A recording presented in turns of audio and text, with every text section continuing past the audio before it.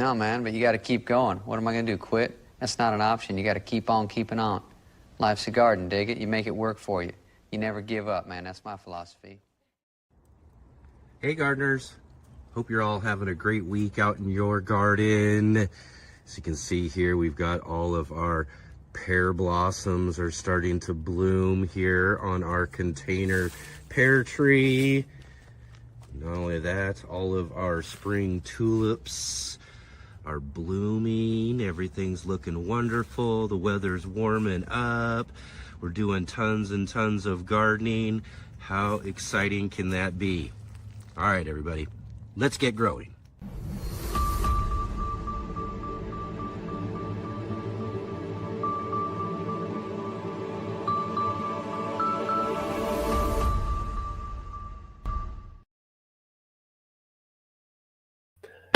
All right. It's Saturday, all my passionate plant people and garden enthusiasts. Welcome to the Let's Get Growing show here on the Urban Gardener channel. I'm Enoch. I'm your host today. We've got a great show ahead for you. Really excited to talk today to our featured guest, Mike McGrath from You Bet Your Garden. And here in just a few minutes, also, we will be speaking with Edge of Nowhere Farm. Got lots of great conversation ahead for you today. So definitely keep tuned in for all of our great guests we've got here coming up. And definitely, if you can, real quick here at the top of the show, definitely hit that thumbs up, click the like button, hit the subscribe button, as well as the bell notification there too, so you can be notified of all of our upcoming videos and live streams. Share with all of your garden friends too. Let them know about the Let's Get Growing show here each and every Saturday and Sunday at 11 a.m. Pacific Standard Time, 2 p.m. Eastern, again, right here on the Urban Gardener channel. Also, huge shout out to all of you who are watching us on the replay. I know a lot of you watch when you get your own opportunity on your own time to watch. So thank you so much for tuning in to this great show that we have for you here today. And if you can, jump into the comment section below. Let me know you're here. Let me know if you got any comments, suggestions, anything like that, or just drop in and say hi if you can. I love to hear from all of you. So definitely get into that comment section there too. Also, if you're here with us live, thanks for being here for one, but also jump into our chat there with everybody, and they're here there. I don't know where I'm pointing, actually, maybe down below. But anyways, jump into the chat there with everybody. Let us know you're here. Let us know what you got growing on. If you have any questions, though, which I love to hear questions, definitely drop in questions for our guests when we get our guests on here in just a few minutes as well, too. Put those in big, bold capital letters, too, there, so I can see the questions from all of your regular conversation that you have. And I already see everybody's already chatting away there in the chat, so definitely jump in and join in with the conversation. And also definitely look down below in the description of this show here for all of the links to our guests. Really go over to those links there. Check out what our guests have growing on as well too. Jump into their comments on a recent post or video or something like that, and let them know that you saw them here on the Let's Get Growing show. Help show some support for them spending their time here with us this weekend here to talk all about what they've got growing on, like I said. All right, everybody. And did you all know that, I just saw this the other day, and I didn't even really think about this, but did you know that April marks National Garden Month? It's National Garden Month for all of us gardeners here. It seems like everything has a month, and it's April for us gardeners. So it's National Garden Month, and National Garden Month is a month-long celebration dedicated to gardening and horticulture, encouraging all of us gardeners and new gardeners to engage with nature and the benefits of growing plants. And we all know around hear all of those benefits. We get to talk about that all the time with all of our great guests that we have here on the Let's Get Growing show every weekend and everything too. But it's great to see it celebrated nationwide as a whole month. So yeah, let's get out there and maybe, one of the things we could do is get out there and encourage some of our friends maybe that we have that haven't had a garden or something like that. Maybe we just get them to come over and visit our garden space or something, and kind of show them and get them and encourage them maybe to start up, or maybe even help them along and get something started up for growing themselves. And maybe we can create new gardeners in this month of National Gardening Month for April. So maybe that's something that we could kind of challenge ourselves, to do, is maybe to kind of get out there and encourage some of our other friends that we have and bring them into all of this great, awesome fun that we know, and all of these other awesome benefits that we get from gardening. We know gardening is just an amazing pastime, if you will. For some of us, we're really out there growing our food. We're out there really, trying to, garden for our own sustenance. But some of us, it's a hobby, it's a pastime, it's other, all sorts of things. And no matter how you garden, it's wonderful to garden, because we do, like I said, get all these other wonderful great benefits. There's tons and tons of health benefits just from the act of gardening itself, let alone all the things that we can get from our garden too. And it's great for our mental health. We talk a lot about that here on the show as well too. So when we think about all of these great benefits, why wouldn't we want to encourage some of our friends and maybe some family or other people in our community, maybe some local neighbors? Maybe you could go around to some of your local neighbors, that are around your neighborhood, and encourage them. Maybe, like I said, invite them over to your garden space, and maybe show them what they could do in their own space. And then again too, it's always great to be a helping hand, so then take it a little step further. If they really are encouraged by what you're showing them, get out there and help them get a garden space of their own started and everything too. So maybe that's really what we can do, is really make that our mission here as we get moving forward into this new gardening season, and especially for April, National Gardening Month. So yeah, really great, really fun, and really fun to celebrate with all of you as well too. Let's see who we got here in the chat. Like I said, it already looks like we got a lot of conversation already going on here. And let's see here. I want to make sure. I know I saw, of course, our good friend Jay Dixon joining us from Huron County, Midwestern Ontario, Canada. Jay is our facilitator of the show. If you watch out there in the conversation, you'll see different links or different things that have to do with our conversation and all that sort of stuff. Jay does a lot to make sure that she's helping everybody, take our conversation to the next level, in a sense, and so if we mention a book, or if we mention a channel, or if we mention certain things like that, keep an eye in the conversation and the chat there, and you'll see Jay dropping in some links, and check out those links as well too, if you can. And yeah, as well, we got with us Adam Burley, our good friend and moderator as well. He just lives right up the road from me here in Southern Oregon, there in Central Point. Great to see you, Adam, as always. And I see Rick was in the conversation saying nearly 4 a.m. now. And we know Rick is our good friend joining us from the future. He says 4 a.m., but that's actually tomorrow 4 a.m. because he's joining us from Australia there too. So it seems like it's getting earlier now in some time changes that we've had. So it's always great to see you, Rick, getting up nice and early with us here. And then, of course, all the way on the other side of the globe, we got our good friend Rob from Rob's Allotment Gardening joining us from the UK as well too.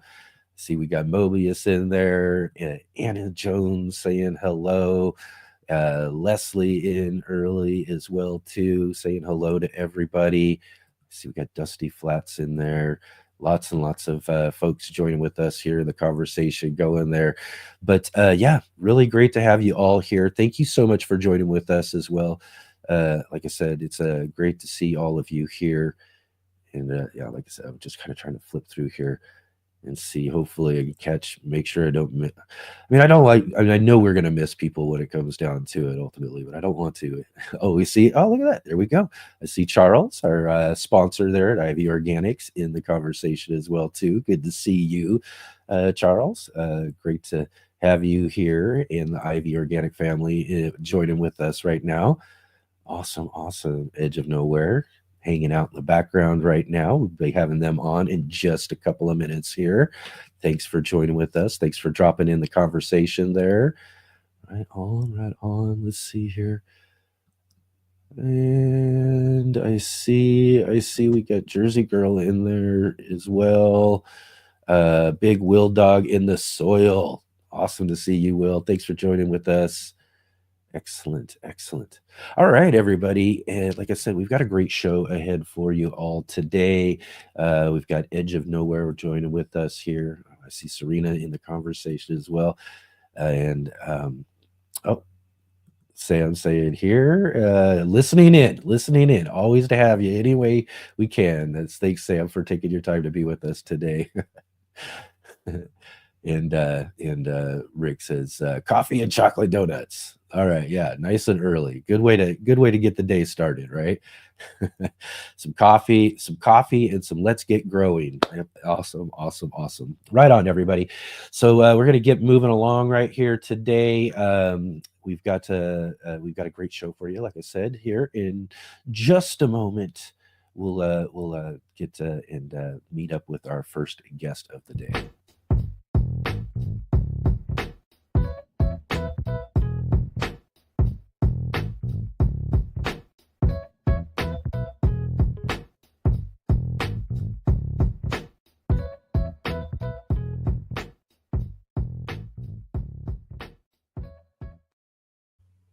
Oh no. We had a glitch. I don't know. Let's see here. Let's try this one more time. Sorry, everybody. I hope everybody's there. Hopefully everything went okay there. Oh boy. I got to figure this out.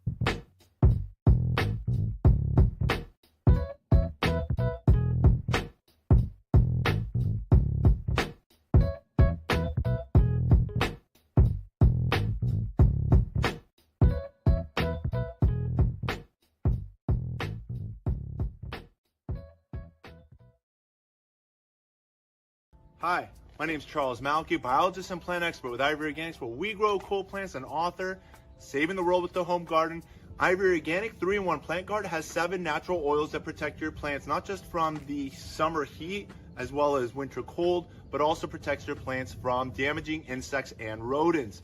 The oils in the product include castor, cinnamon, clove, garlic, peppermint, rosemary, and spearmint. These oils are natural insect and rodent repellent oils, which are encapsulated by the base powder, offering your plants months of protection at a time. 1 application per year will suffice for protection against damaging summer sunburn and winter sun scald, but if the target is pests, application as much as 2 to 3 times a year may be necessary.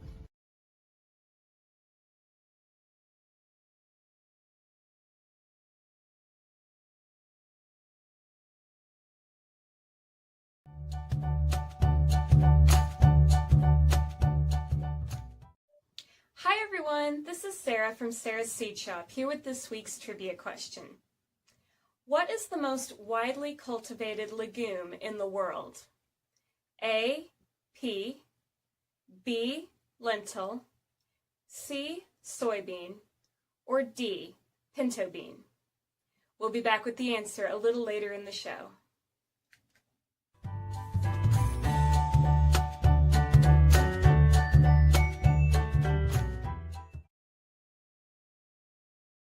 All right. Do you know the answer to Sarah's trivia question? You can drop it into the conversation if you like there. And Sarah will be right back here in just a little bit later on in the show to give us her answer to our trivia question this week there too. And like I said, y'all want to go and check out sarahseedshop.com and check out all of the great essential garden seeds that she has available there. And as I always say, as we say right here on the show, when it comes to Sarah's seeds, you won't find a better value anywhere else. I don't care what anybody says. Sarah gives you the best value for some of those essential garden seeds. You want to go check her out at sarahseedshop.com. Awesome, everybody.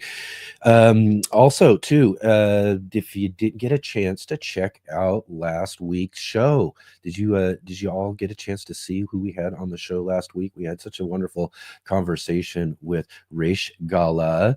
Reish has a great, very popular Instagram, and just wonderful conversation last week. I just really enjoyed having her on the show as well.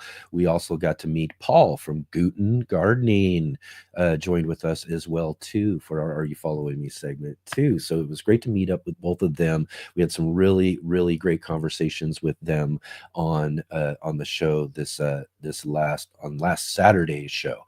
But like I said, we're here every Saturday and Sunday at 11 a.m. Pacific time, 2 p.m. Eastern, and that also means that we've got our Sunday edition of the show too. And last Sunday we hung out with our good friends, my original cohort of live streamers that I first started live streaming with the guests, and Christopher and Kang had been my friends for many years. So it was great to catch up with them again too. They join with us like every, so many weeks, every couple months or so, to let us know what's growing on in their garden and catch up with them.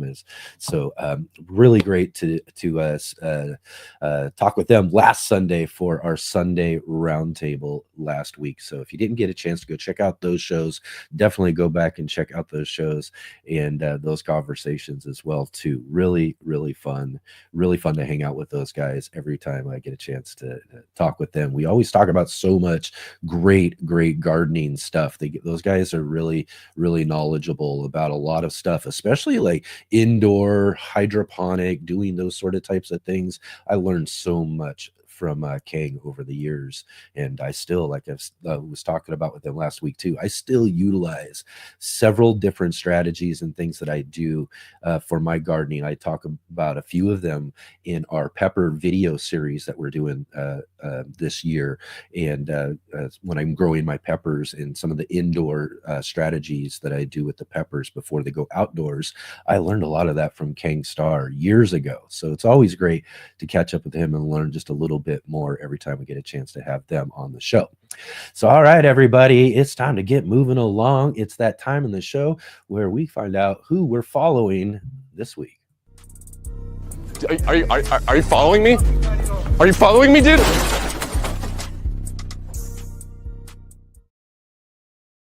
All right, everybody. This week on the show, we are following Edge of Nowhere Farm. We've got Dwayne and Lori with us here. How are you doing? Thanks for being here on the show. It's great to have you. Hi. Hey, how are you doing? We're doing great. So doing good. Excellent. It's awesome to see you guys here on the show. I've gotten to meet you guys a couple of different times through Ivy Organic. We do affiliation with them and stuff, so it's great to finally have you here on the show. I'm going to give you a minute or so to introduce yourself to everybody else here. Let us know, what Edge of Nowhere Farm's all about, and let me give you a minute there to introduce yourselves. Yeah, sure. So my name's Dwayne. I'm Lori. And we're Edge of Nowhere Farm. So we have a 6-acre farm that we started back in, I guess it was 2019. So it's about 6 years ago. And we built it from scratch. So there was nothing here. When we bought the land, it was just bare ground. Yeah. And we started with fruit trees, which we've been doing for a couple decades now here in Arizona. And we got over 180 fruit trees, and we raise livestock, and obviously we do gardening. Grapevine, right. All kinds of stuff. Yep. So we've been on YouTube since 2017, and so we've been doing that for a while. And as you had mentioned, we met through Ivy Organics, and I think Charles or somebody's probably in here too. Yeah, I think so. Great people there. But yeah, so that's kind of us in a nutshell. And I'm the chatty one. Yeah. Okay. I don't like it. I'd rather be behind the scenes. the quiet partner. Yeah. Excellent, excellent. Let's see here. What is let's see. It's See pretty cool. question. We see several of our regulars on our live stream on here. That's So it's really cool wonderful. to see everybody here. That's great. Let's see. I see David Bowtie Live was question Edgeno where farm all of your years of winemaking videos, Mr. and Mrs. Bowtie, and are wanting to get started winemaking. What is a good complete starter kit for small scale home production? Oh, Well, how about that? That's something you guys do as well too, huh? we Yeah. do. Yep. So yeah, we've been doing winemaking, I think, probably since 2018, Mhm. 2018, 2019. I don't know how many dozens of batches we've done. It's been a lot, but we do wine out of most of the fruit that we grow here, which is a lot of different types of fruit. And we also have wine grapes. So we do some traditional wines as well. And yeah, so to answer the question though, so there are a lot of options. We've got one example on our Amazon shop. If you just click that in, just type that into Amazon, there are a lot of really good kits out there. Really what you're looking for is a bucket. So you need to have something for the beginning of the fruit. So the primary fermentation, and then some type of bottle. And so typically those small kits will be a 2-gallon bucket and 1-gallon bottle.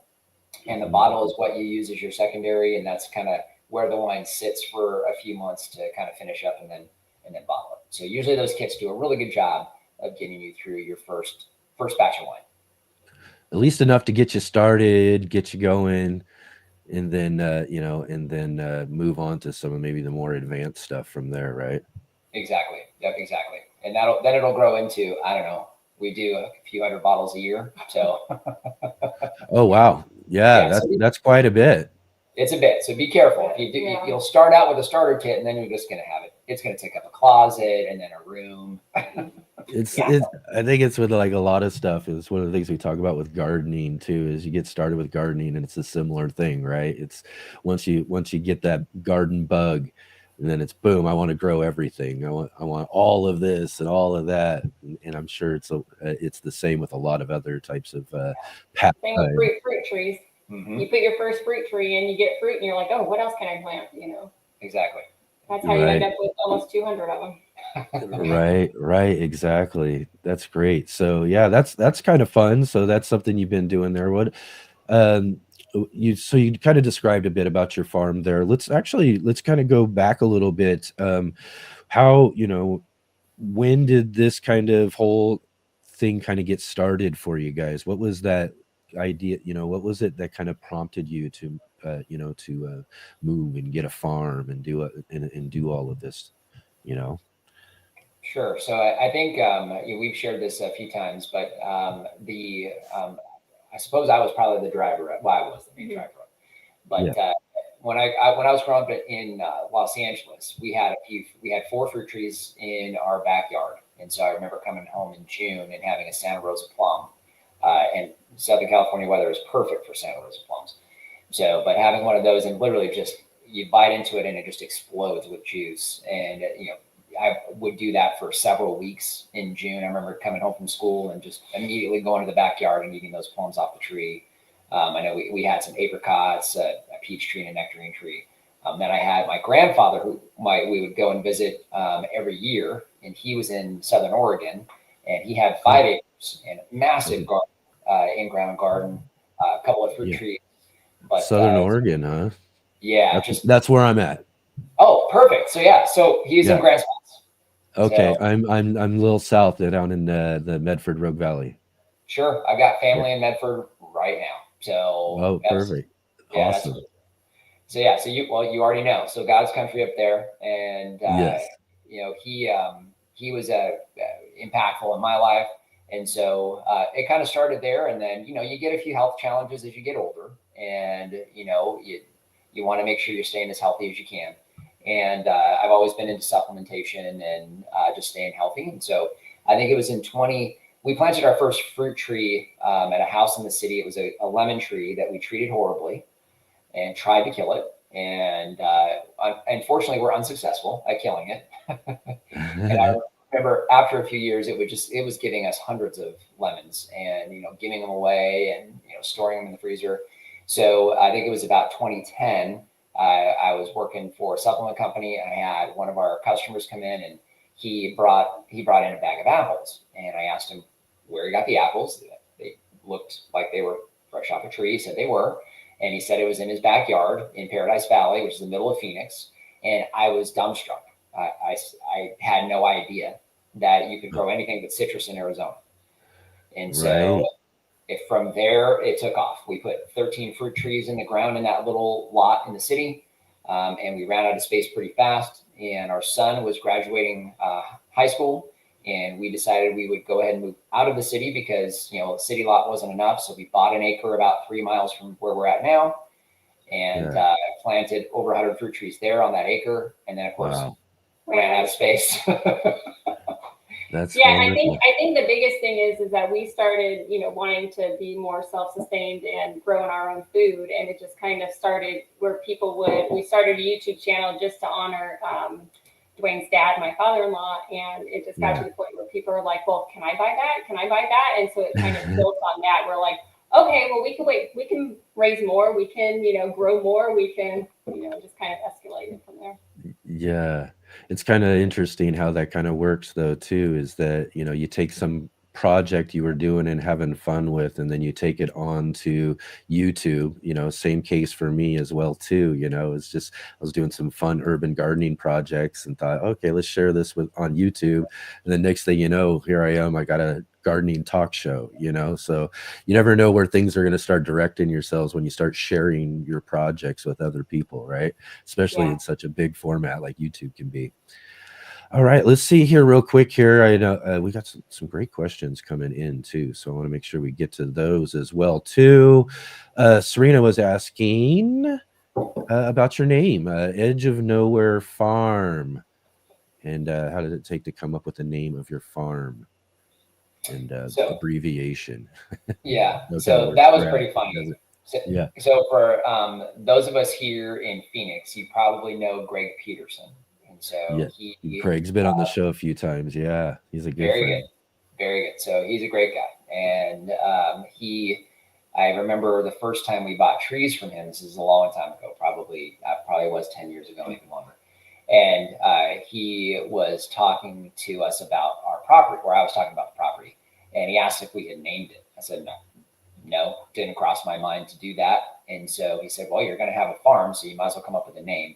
And I couldn't think of a good one. And usually I usually can kind of come up with things like that. So Lori I think you came up with it, didn't you? Well, yeah, we were talking about it because we live out in Whitman. So it's about an hour from downtown Phoenix. And so at the time it was not much out here. So we talked about how, well, we're kind of not necessarily in the middle of nowhere, but we're out there, we're out of the city. And so that's where we're like the edge of nowhere. So it's not the middle because we're still, the city, but we're on the edge of nowhere. Not anymore because there's houses going up like crazy, but that's okay. Less and less. The edge is getting a lot closer. Yeah, definitely. Oh, exactly right.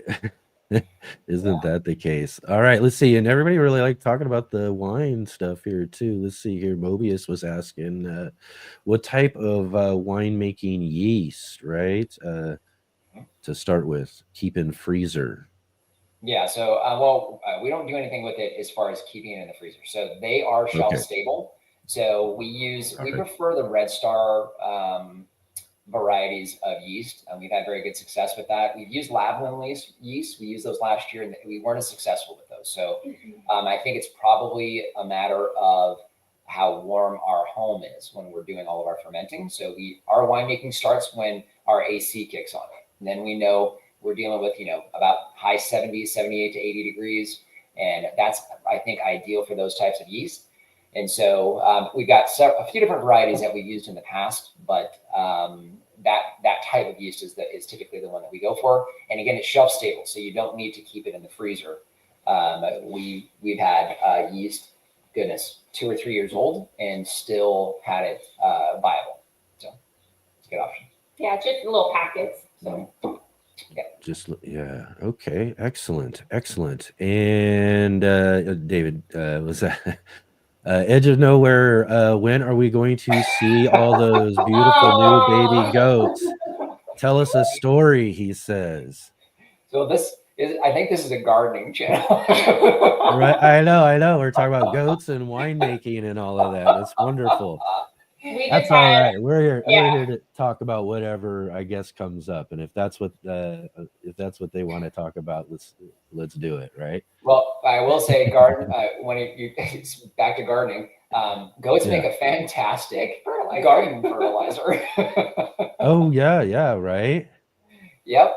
So very similar to rabbits. So you can use that immediately. So it's not going to hurt your plants. Mhm. Yeah, but we had Oh 7 really? babies. That one I haven't heard that. That's true as well, then, huh? Yep. You sure Yeah. can. So We had 7 baby goats in the last week. So 3, Oh wow. and yeah, both first time mamas. So the first one Saturday gave us 3, and then Tuesday early morning gave us 4. And so it's been really fun seeing their little personalities come in, and they both did fantastic, both fantastic mamas to the babies, and so it's going really good. Oh, that's wonderful. Mm-hmm. That's a lot of new additions, though, right? Yeah. it is. Yeah, it is. Yeah. The movie says 4 is a lot, but you 4, said Yeah. Normally, said, at first time mama normally has either 1 or 2 is what they say, and so ours had 3 and 4. So it's not. Wow. I guess it's not common for a first freshener goat to have 4 babies, but we did. We weren't ready for that. No. Yeah, I bet. And like you said, they're all healthy and everything too. So that's wonderful then, right? Yeah, they're doing You just got more than you expected. That's all. Exactly. Right on. Excellent. Yeah, so let's gear towards some gardening a little bit too. You guys say you do have a garden there as well, right? We do. Yeah. So what is it that you both enjoy the most about gardening and growing and all of that? What? I mean, I guess the biggest thing enjoying is, I don't know, just seeing, you're planting one thing and you get this harvest of abundance, of stuff, and just being able to feed ourselves and not having to go to the store and buy stuff from the store that's not going to taste nearly as good. Yeah. So, and that's, I mean, obviously we're pretty frugal. So, right. I always say that I'm frugal, not cheap. So I will spend a lot of money on a good garden hose. Because it's the whole buy once, cry once. And so, because you buy a cheap garden hose, everybody here knows this. You buy a cheap garden hose, and then a month later, you're replacing said cheap garden hose.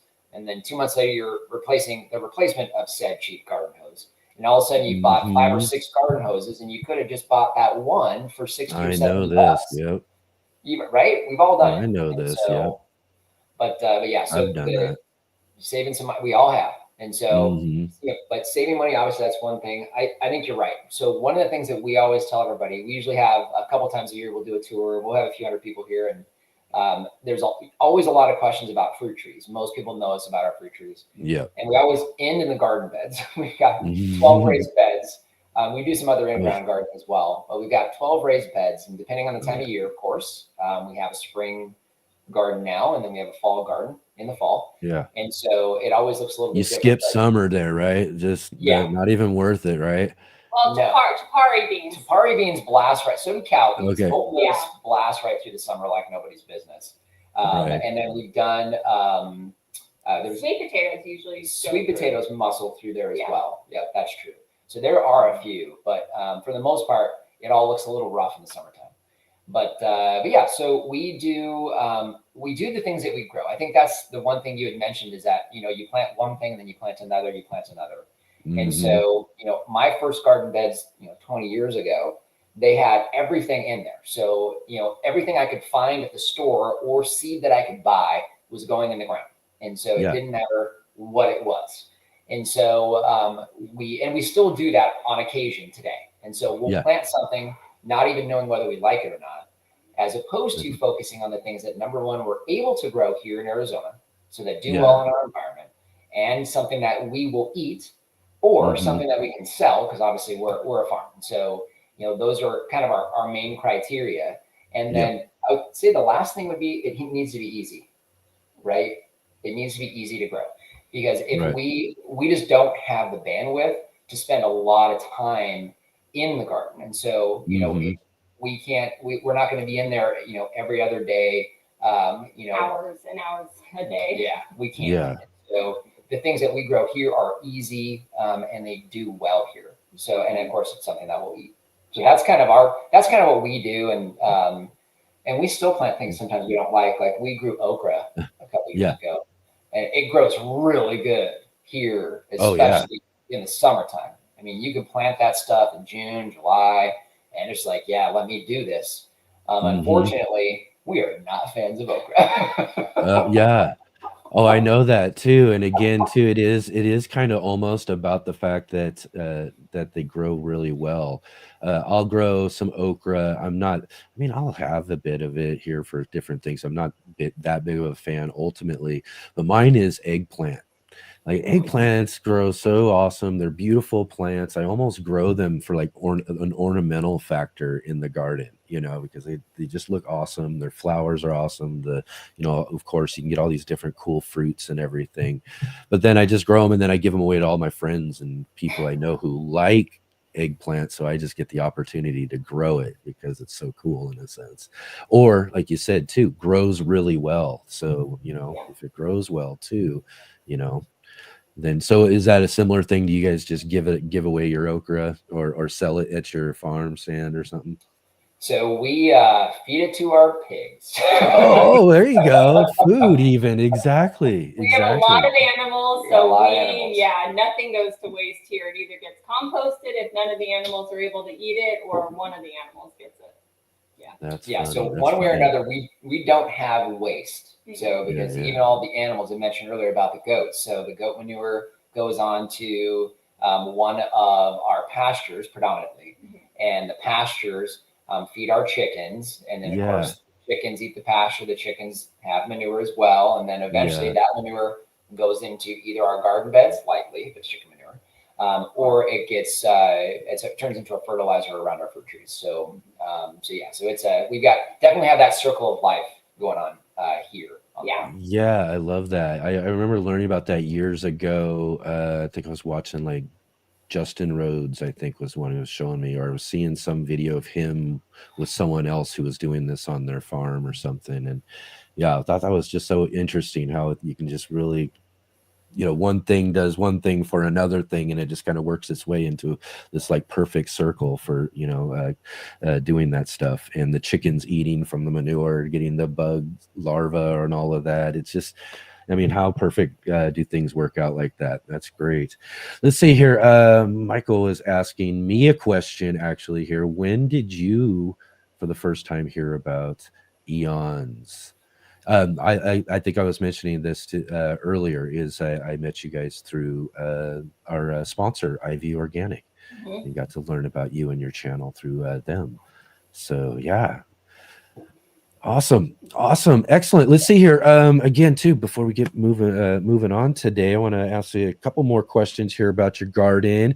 You're down in Arizona, so of course, I think maybe I kind of understand some of what might be the answer to this question here. But what are some of your biggest gardening challenges? So Arizona. It pretty much is. I think that answers the question, right? Your challenge is Arizona, isn't it? We have a lot of pests too. So we have ground squirrels that get into everything. So that's a constant battle for us is ground squirrels. Birds, we have to net everything because if not, birds will get in and get stuff as well. Yeah. So our pests are different though, say from what you have in Southern Oregon. So, in Southern Oregon, we get aphids from time to time, but man, it's rare. And they take care of themselves because the aphids came because something happened with the irrigation. So water was spraying. We didn't realize it. It happened to rain one of the 12 times in a year that it does. And, there's a little bit more moisture. So otherwise we don't get aphids. And we don't have, a lot of the traditional pests that most people see, only because they can't survive the dry heat. So, and then of course we talked a little bit about summertime. So back to the heat. That is a challenge, but that is also our biggest advantage. So I could say, obviously we have two distinct seasons and there are things that will survive year round. So like peppers, for example, if we don't get too cold, peppers it's a perennial, comes back, so it can produce almost all year long. And then of course our fruit trees, which is the biggest, I would say the biggest gardening activity that we have here are our fruit trees. And our fruit trees, we get several feet of growth in a growing season because we have growth from essentially January is when our first trees break dormancy, and they will grow all the way through November. So we have some trees that are only dormant for a month and a half to 2 months, whereas most folks will have dormancy for several months. So, right.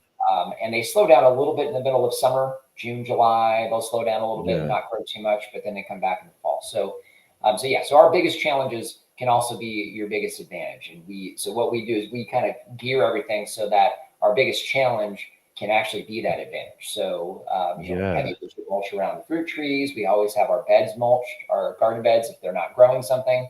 Ideally, we're growing something in there, whether it's a traditional crop or a cover crop. So we're always utilizing, the disadvantage and turning it into an advantage as best we can. So. Well, yeah, that's a great answer. I love that. I mean, that's a great way to look at most anything. Turn your disadvantages into advantages, and yeah, that's great. So let's talk a little bit about. Do you guys have anything you got coming up, or anything you're doing here new this year on the farm? You got a whole new year ahead of us. Gardening. Well, we already talked about gardening, farm, whatever you guys got going on. Anything new there at Edge of Nowhere? Yeah, so I think we've got a few things, obviously, that some folks that follow us have seen, but we're always planting a few fruit trees, either in the fall or the spring. And so we have we swapped out one of our varieties of wine grapes. So we're trying a new variety of wine grape that, as far as I can tell, here in Arizona, that was bred down in the south. And so we're going to give that a shot. We got 6 of those we'll be planting tomorrow morning. Actually, they're here a little bit late, but we're going to give it a shot anyhow. They came in bare root. We planted some olive trees, which is new for us. We actually started our nursery, June of last year.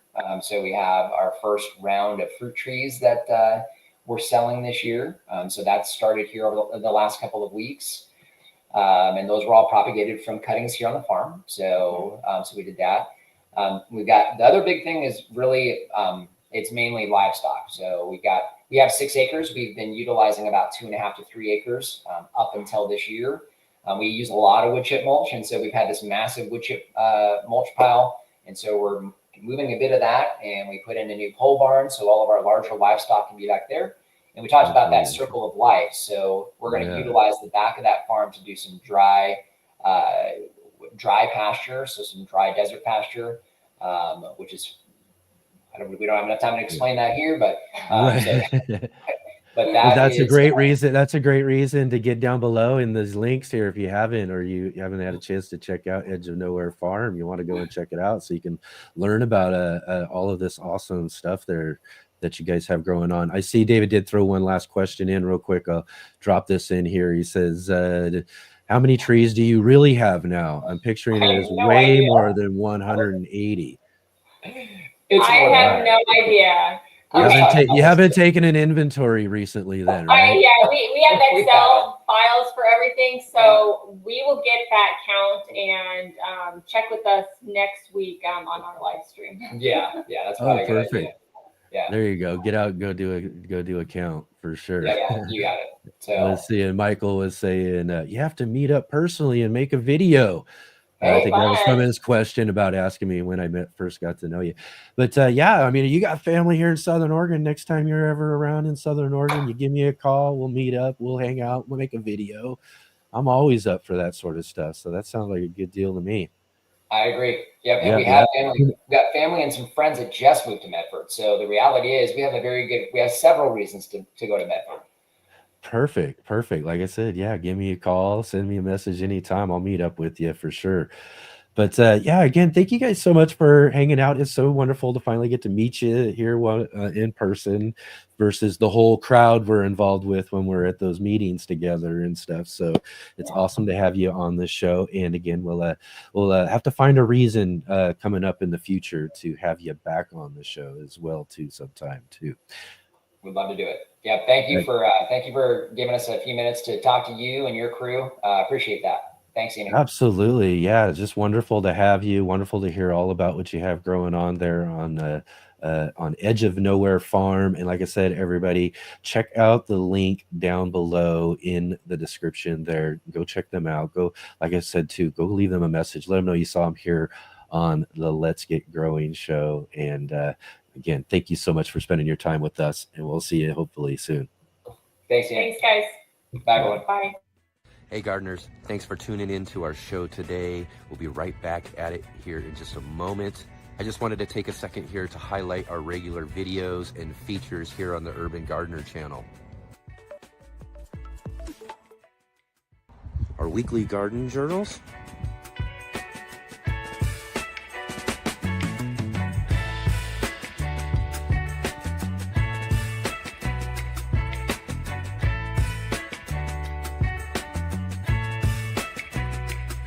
and our incredible featured visits.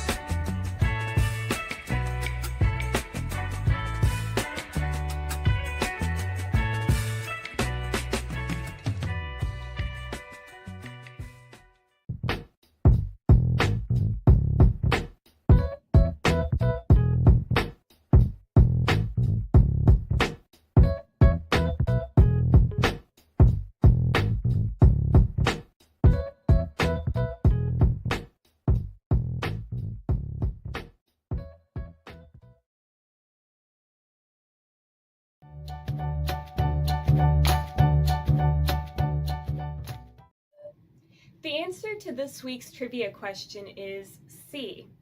Soybeans are grown more than any other legume in the world. Surprisingly, though they have many uses in human foods, they are most commonly fed to livestock.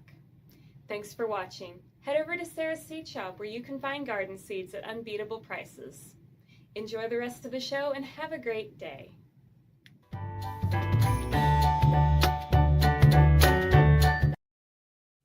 All right. Did you get the answer to Sarah's trivia question right today? Right on, yeah. And again, too, a lot of those major crops like that and everything are like fed to livestock mostly when you think about it. So that is kind of very interesting. But definitely, like I said, go check out Sarah's Seed Shop. I've got a link down below in the description there as well, too. Go check out Sarah's Seed Shop, sarahseedshop.com, and get some of those essential garden seeds, heirloom garden seeds that she has there. Best value you find anywhere. You'll get so many. I mean, she sends you so many seeds for such a low price. And again, too, has lots of great selections to choose from. So go over there and check that out and help support a great small business. Excellent. Thank you all so much for being here today. Let's jump right into it. We've got a great featured guest with us today. So let's see who we got. You never know when you might learn something, and that's what this is about for me. These are people that I admire. Please welcome my next guest.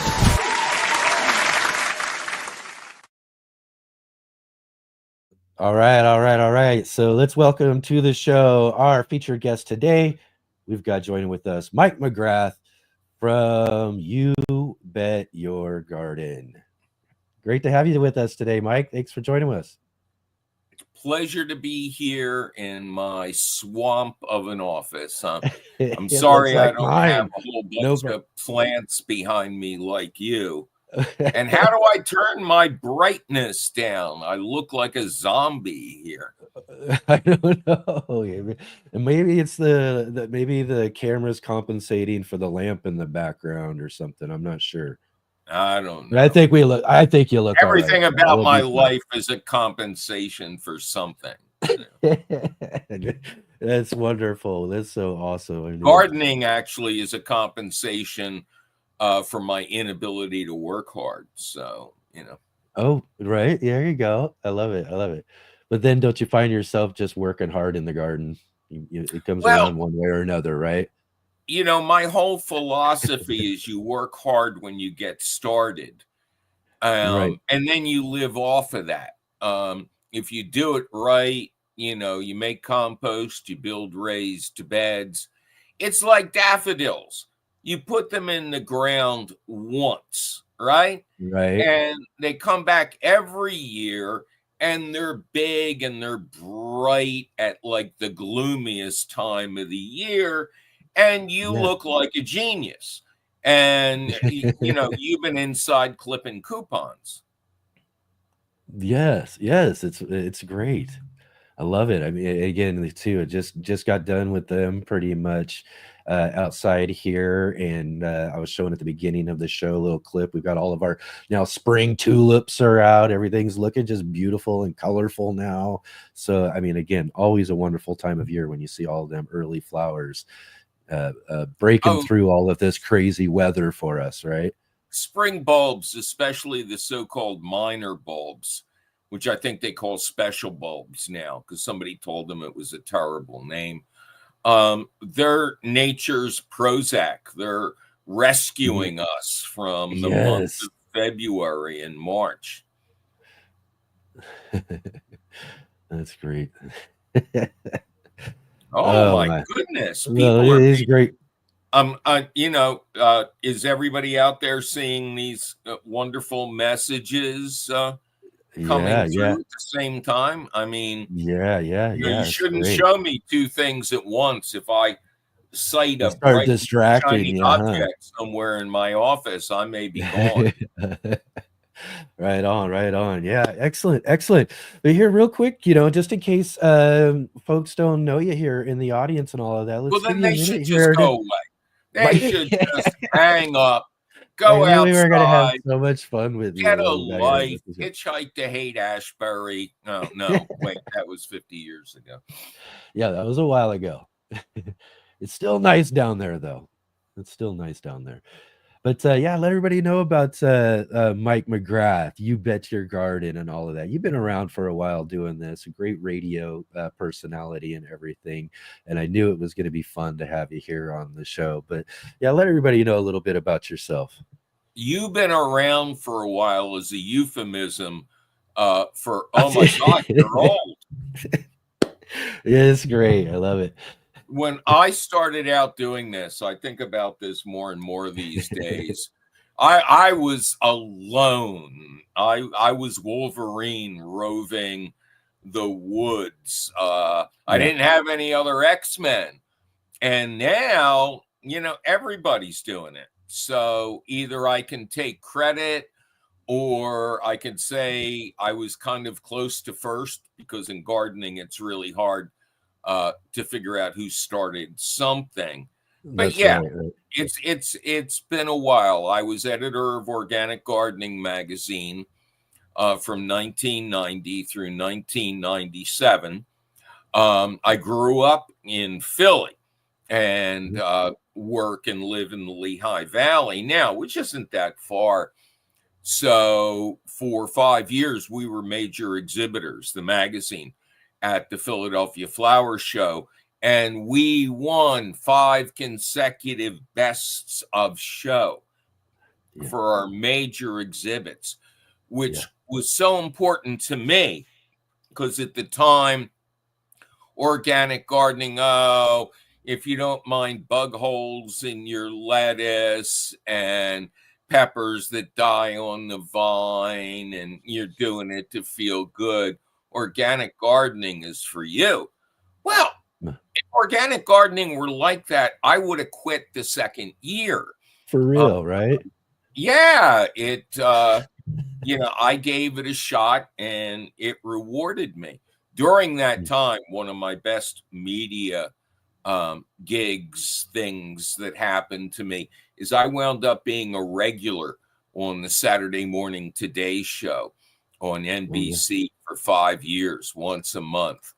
And I went to school for radio, TV, film. I have no degree in botany, anything like that. Right. And to have gone to Temple University for radio, TV, film, and then to be a regular on the Today Show was like, okay, that's like winning the World Series. You can do for it real. again, but you can't do better. Yeah, that is a great, like, just initial accomplishment. I mean, that really sets you up. That really And kinda then sets you up though, doesn't it? oh, no, no, no. It's obviously anybody who listens to me or Yeah, have watched my TV shows knows I'm a relentless ham. right. So being on national TV, to me, I had been taught you're talking to one person. Yeah. If you think about, 16 million people are watching you now, nobody can do that. But if Mhm. you think you're just talking to one person and you're relaxed and you're having fun, I mean, there were a lot of people with more gardening knowledge Yeah, than me that they could have picked, but they were stiffs. right. And, especially on the Saturday morning version of the Today Show, we wanted to have fun. We wanted to relax people. It was the Yeah. weekend. And then to finish off my resume, I started my show, You Bet Your Garden, NPR, out of WHYY in Philly in, I think it was 98. I ran 28. there for 20 years, and then I moved the show out here to stations in the Lehigh Valley. Currently, WDIY FM in Bethlehem, PA. Excellent, excellent. Right on. That's great, and you just it's good to know that you keep going on with all of that, but let's go back to again too. So, was it your intention because you went to college for radio, television, and all of that? Was Yeah, gardening kind of your intention as you got into that or out of I that? I grew mean, up. where did this kind of happen for you? I And grew up in a row home yeah, in Philadelphia. I'm a real corner boy. I'm the real thing. You're in Canada, you're in Ireland, you're in, Oregon, you know, yeah, yeah. and you're at a dinner and somebody says, "Oh, I'm from Philadelphia too." And I go, "Oh, where?" And they go, "Bryn Mawr, Villanova." And I say, "No, no, you're a pretender. Your zip code had to start with 191. You had to be a city kid." Mhm. So, I mean, I grew up in concrete and row Yeah, homes. The yeah. advantage to that, however, was on any summer day, Mhm. there would be 40 kids kicked out of their house onto the street at Yes. the same time with the detailed instructions, go play. That's right. Play what? You don't need us to tell you how to play. Go outside and play. Don't get hurt and be home in time for dinner. Yeah. But after college and when I was now, you want to go back and get trapped. I worked for Marvel Comics twice right out of college. Oh, I wow. was a rock and roll reporter, very successful freelance writer for the Philadelphia Inquirer and the Philadelphia Daily News, Wow. and met a woman. All Mhm. good things happen when you That's meet a woman. that's right, And right? we were at a party together, and I was chatting her up, and she said what she really wanted. She lived in Northeast Philly, Mhm. which my kids, the kids I went to high school with, thought was like Bel Air. It was like the wealthy suburbs. And it turned out to be all poor Catholic families, but they had big houses. Yeah. Um, and she said all she wanted was to move out of the city, have a place of her own, and somebody to grow raspberries for her. Her favorite childhood memory was visiting her grandparents' farm, which turned out to be a large corner home in the Northeast. But to her, it was the farm.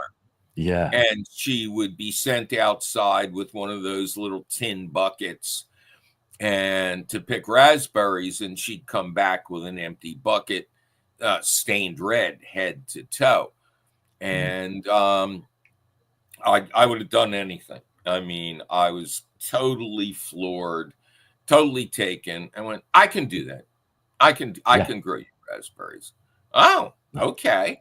And so we hit it off. And the first thing I did, I got home, must have been 11 o'clock at night. I called my friend Gordon, who was a real grower.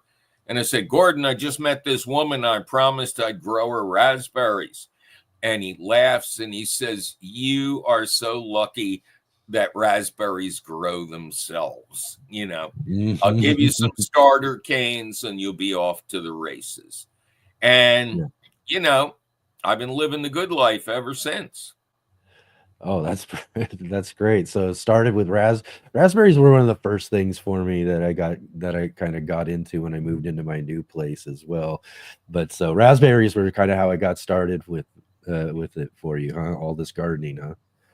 Well, and then she she moved me. I mean, this woman, you know, I was in a third driving floor, force, wonderful little apartment and very happy there. And soon she moved me into her big apartment. And then we moved out to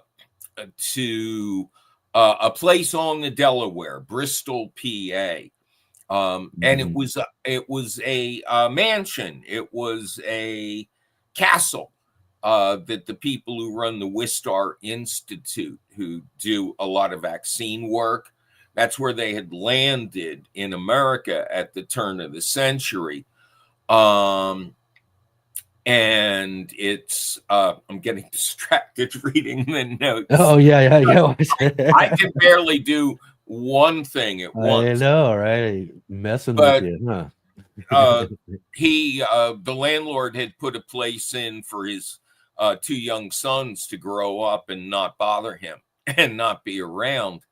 And they had aged and moved out. And we were the only people who lived there. He rented it out to us for 5 years. And then claims that we were such great tenants that he didn't want to ruin it with anybody else. I think the opposite was probably true. What is this? I got schmutz all over myself. Must be your plants.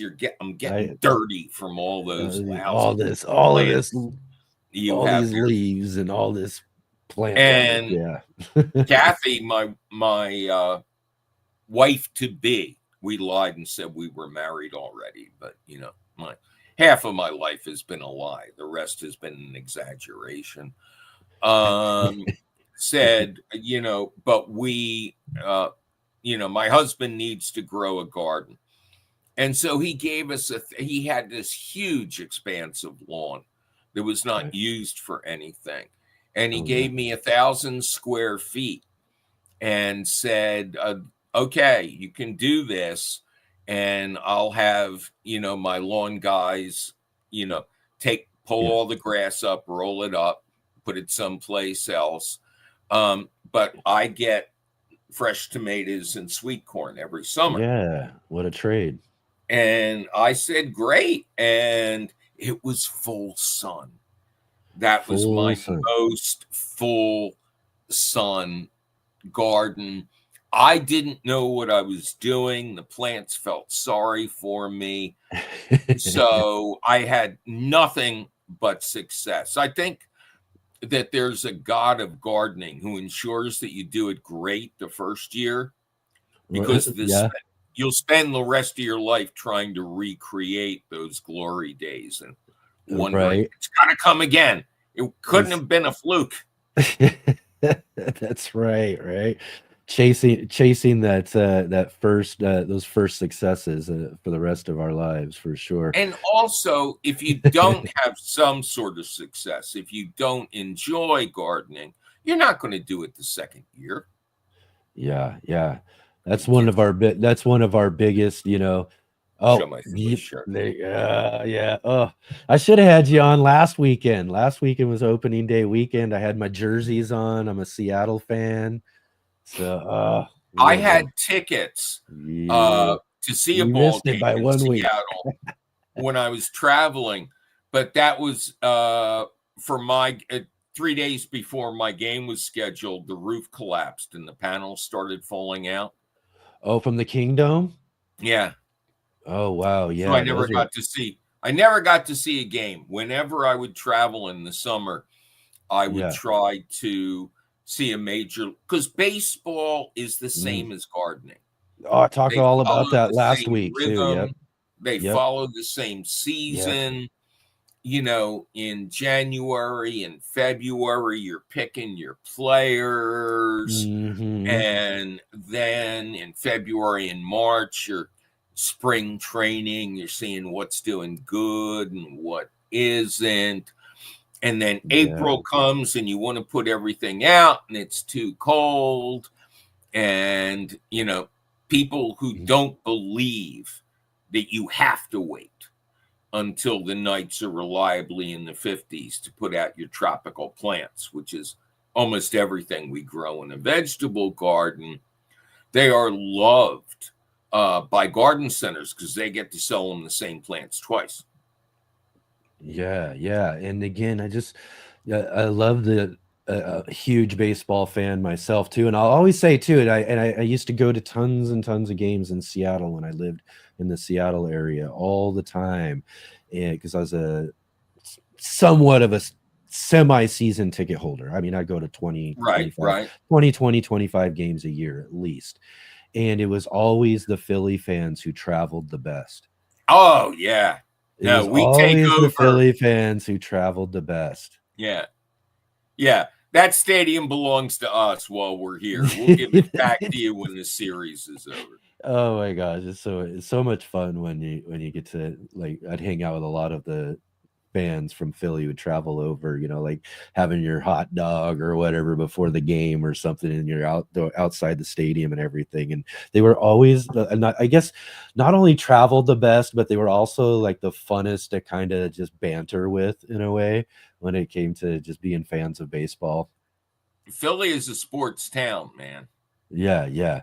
I don't know. I mean, I've gone to a few other cities wearing my Seattle baseball jersey. I just don't know how comfortable I would be going to Philadelphia. Yeah, they're a rough crowd. Seattle, that's in next Where's to that Japan now? Right.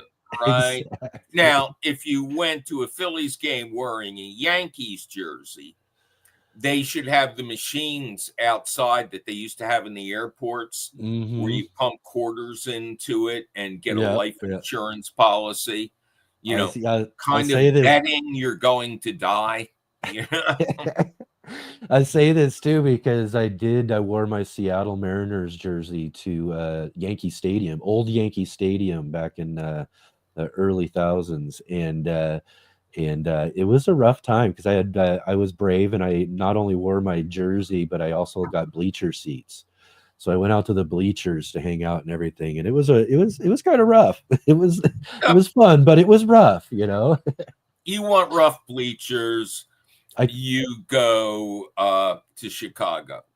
Yeah, the Cubs Stadium. I got to go there once. It was like a visit to the Pope at the Vatican.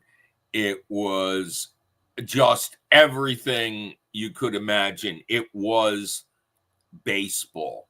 And it just happened. I mean, I was on a business trip and I had found out they were playing the Phillies. And I managed to get a single ticket. And it turned out to be Ryan Sandberg's tribute day. Oh, wow. How nice. Now, Ryan Sandberg, which most people won't know, he was the worst trade the Phillies ever had.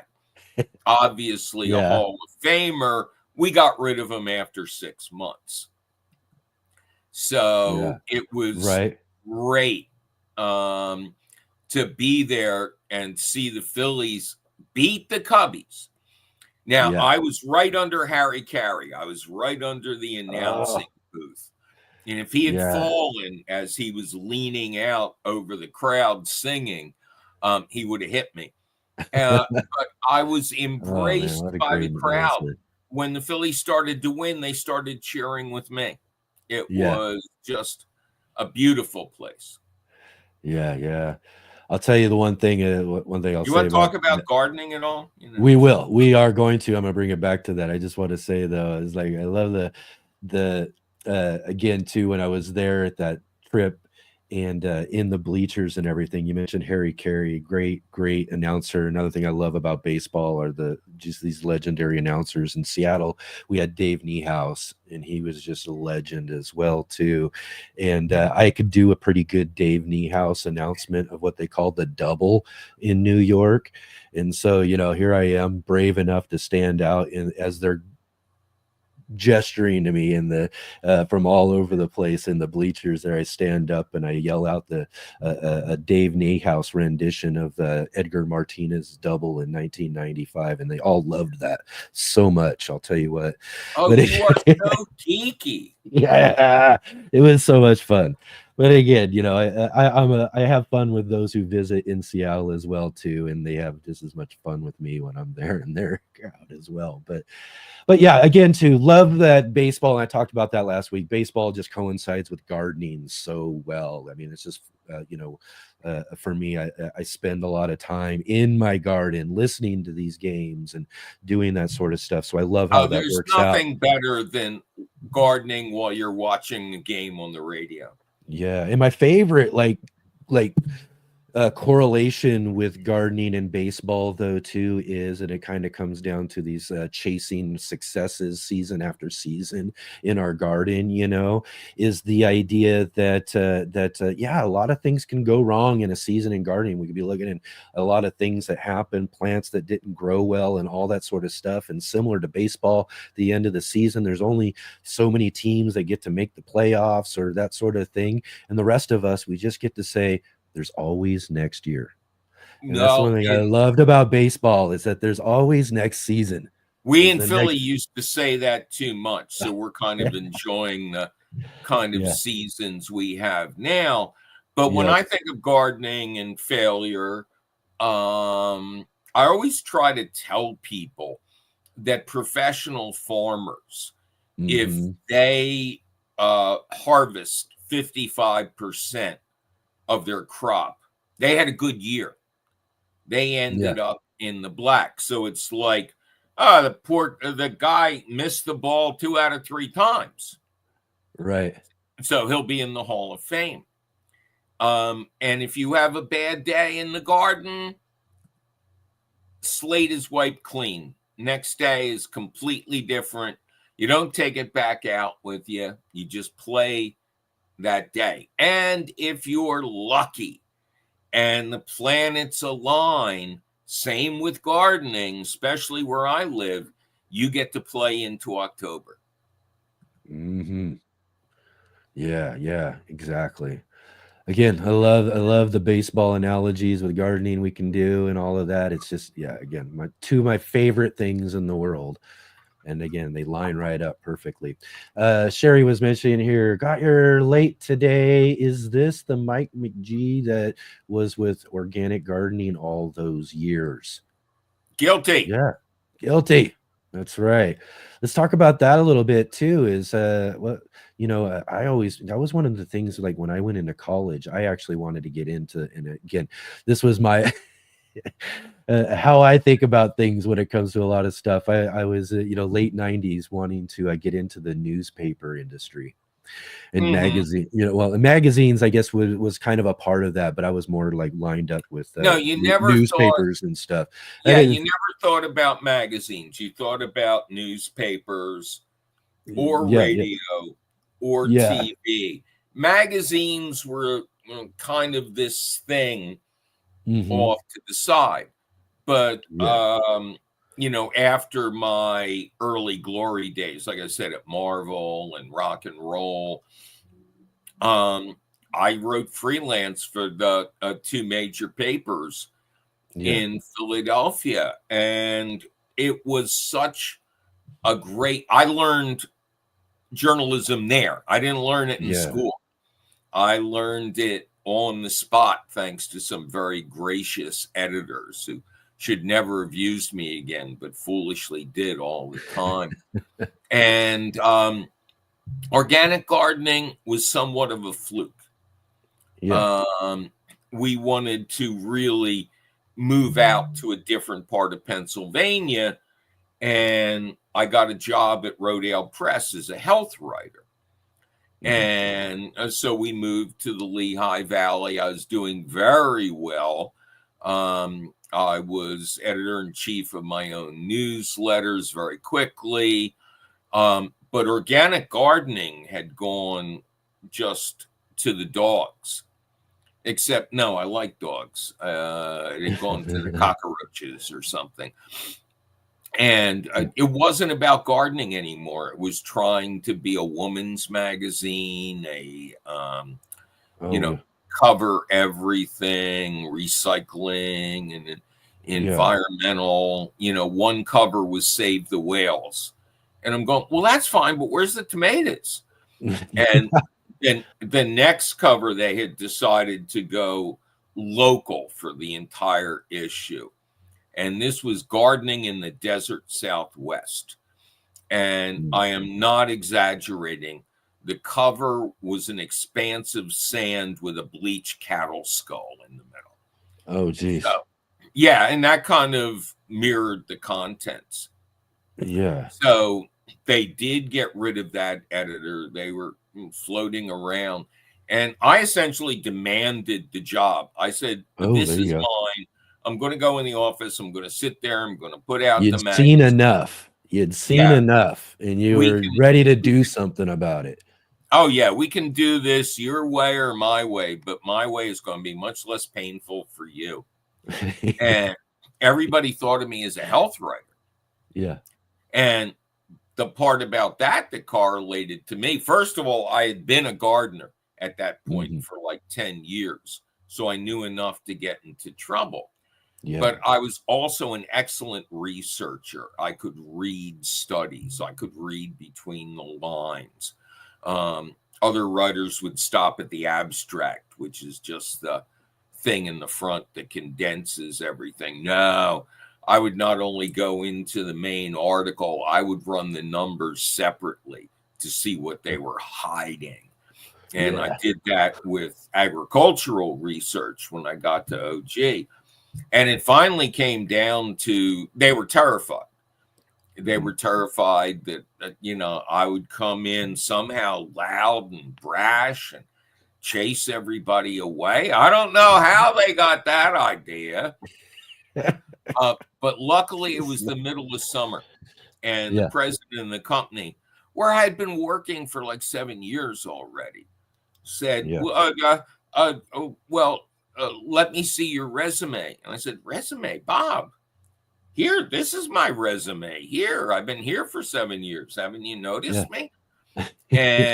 But it was the middle of summer. So the next day I came in with beautiful produce. Gypsy red sweet peppers. Do you know that variety? They're not the big blocky bell peppers. But they have, they're very sweet. They grow very fast. They're kind of like the top of an Italian frying pepper, except they don't taper. And they are and much easier to get to red, much less time. And I had just pulled some ears of sweet corn that morning and some tomatoes and half a pint of golden raspberries. And I said, okay, here's my resume. There you go. So they reluctantly gave me the job. Yeah. But the magazine had been bleeding money. And in my first year, I had to promise not to change anything. Okay. Nothing drastic, Mike, I said, oh, of course, I just lied through my teeth. Exactly. Huh? Not going to change anything. And immediately changed everything. I kept the little titles they had, like openings for the editor's letter and letters for the letter section. It's the only thing I kept. Everything else went out the window. And again, now they were really terrified. What had they done? Yeah. They had this a grooming palace for expensive dogs, and here's this mutt running around chasing everybody. But my first year, and this used to be private, but there's no private anymore. It's too long ago. There's no rodeo anymore. My first year, my budget to make my bonus in the company was to lose $1 million. That's how bad the magazine, and that would have been a $5 million turnaround. Oh, wow. That's so good. They thought it was unachievable. But people loved that the magazine was back. They loved that we had dirty hands, and that we were writing about growing food again, which was the genesis and the heart of the magazine. And we wound up making $1.5 million profit. Oh, wow. That's and great. From that day on, Organic Gardening was the best-selling gardening magazine in the world. Wow, that's amazing. And again, too, I love the go ahead with it, mentality when it comes down to it. It really, on a smaller scale, really reminds me, and I don't get into this story, but it's similar. Was me when I was in college, going after the college the editorship of the newspaper. That was just this high school thing, that they had just let go of for so long and everything. And I did pretty much that same thing. Went after it, went and grabbed it. They told me the same thing. Don't be messing with it too much. And I changed everything. Yeah. It's just, it reminds me a lot of that, when I was in college doing that stuff. But again, too, I love that history though, too, of again, too, just, moving into and not really having an idea of what you're doing, and then just finding your way into some of these great projects and really a really fun history that you have. So moving on from the magazine, it's from the magazine you go towards radio, right? And television. Yeah, they called me. Was it radio or television that came first? Well, my time on the Today Show was while I was with the magazine. Okay. So yeah, they've been television first. And then after I was removed from the magazine, so they could once again try to make it a woman's special interest magazine. They just didn't want it. They just didn't want to be what they were supposed to be. It's kind of like MTV, right? If you think about it, it's kind of like MTV. They can't be music television. They didn't like what we were. Oh, it's dirty. It's, people are outside. They're not buying expensive stuff so that the first 12 pages of the magazine would be ads. That's true too with organic gardening, right? It's just, there isn't much room for all that. Oh, we made a fortune off of Detroit. Once Detroit saw what we were doing and we were getting people outside again, we had massive pages of truck ads. Right.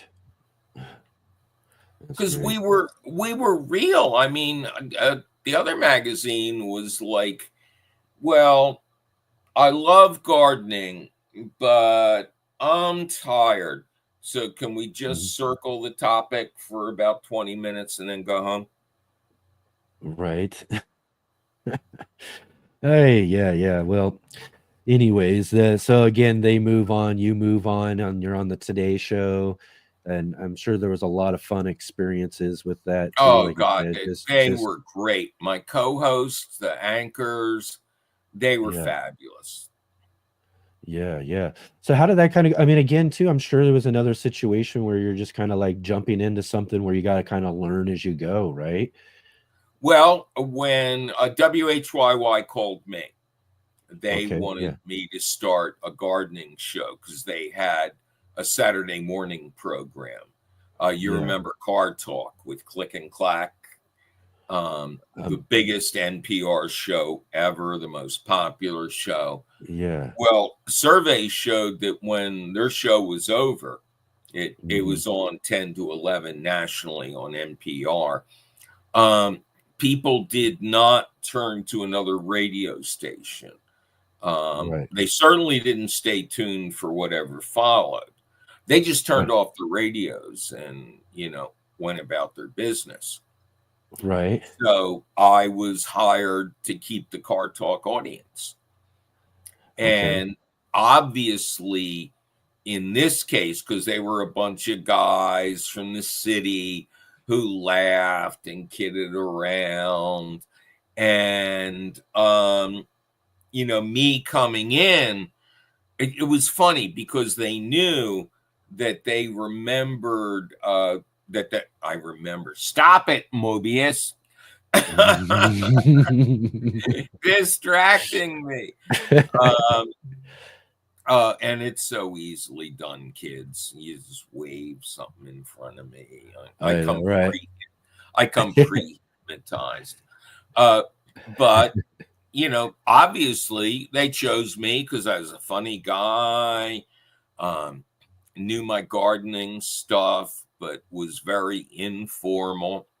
Yeah. And my executive producer did not get it. The first 6 months I was on, I would come out of the studio. We did it live for the first couple of years before we went national.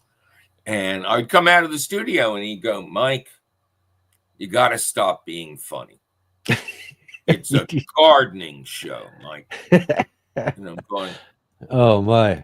A gardening show is what closes at 8:30 on Saturday night on Broadway. Yeah. People need to have fun. They don't learn anything if they're not laughing. That's right. That's right.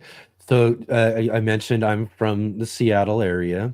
So you might know who I'm very familiar with is a very humorous gardener and has a long history in the Pacific Northwest, but Cisco Morris. No, actually, it's like insects and the Rockies. We can't cross over. That's right, exactly. But he's another one of those ones that's just the great example of exactly what you're talking about is, and I'm maybe not the best humorist, but I sure love listening to folks who can bring a lot of great humor to you dress gardening, what I mean? It's like, thanks for dressing for the show today. Yeah. I put on my best white t-shirt for you.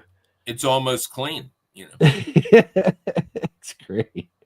All right, let's talk got a about couple of questions. Beds. Let's talk I got a about couple of compost. questions actually right here. Let's see here. English lady kitchen garden asked just a little bit earlier. Can I ask Mike if he's ever grown honeyberry plants? You can, and I have not. Right. You haven't grown the honeyberry plants? No. I probably know them by another name even.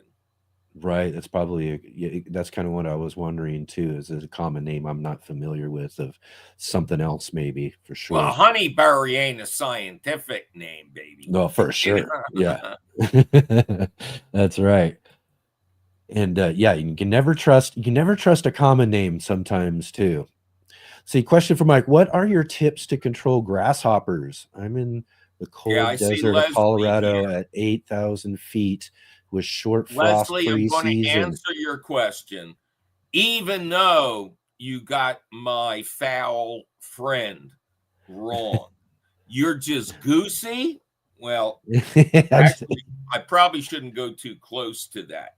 But it's ducky. I'm just ducky today. I think he's right. Yeah, because one day for good luck, my wife gave me this duck that had belonged to her kid, her younger brother. And so Ducky, we were doing a series of TV versions of the radio show.